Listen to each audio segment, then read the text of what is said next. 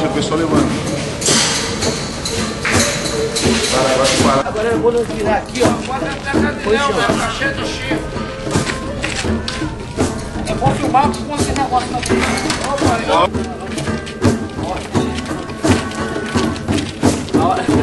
Na hora a gente corta que ele falou de besteira. Corta. Tem outra lá, pode pegar outra lá, ô Paulinho. Corta. Entra junto agora é repórter do médico. Sobe lá, sobe. Quem tá filmando? A tampa da caixa da BM. Vem onde foi vai fazer. Cara, tem um cano aqui, ó. Jura? Ô, cabeçudo, tu tá falando do quê?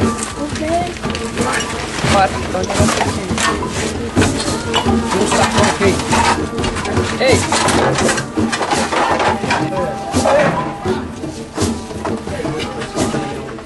Não, só tinha só uma dificuldade.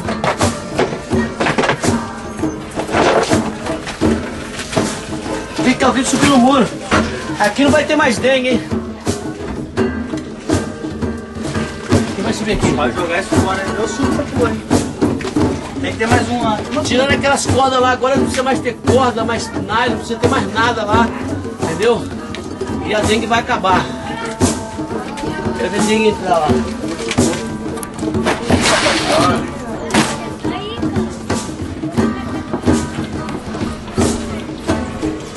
Essa porra, tem mais uma aqui.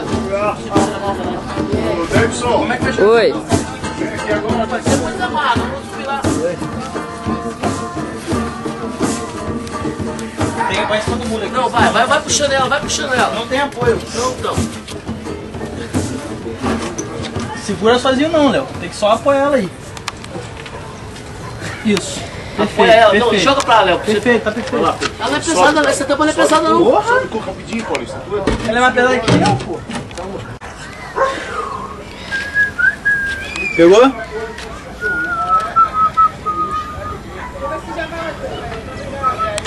Vai.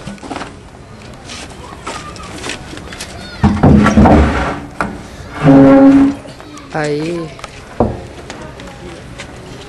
Pega você falando, pode. Mais uma caixa fechada. A escada, eu ia falar pra tu subir, pô. A escada estalou. Estalou comigo? Comigo isso é uma poeira. Tá louco. A ponte Rio Niterói, ela linda. Pega aqui, ó, de plano geral assim, ó. Pode pegar agora que aí ele seleciona. Dá uma risadinha você. Todo palácio, fala. Todo palácio. Vai. Essa é a nossa segunda tampa. Agora vamos atrás de recurso mais. Precisamos mais de recursos para fazer mais tampas de caixa d'água para acabar com essa dengue.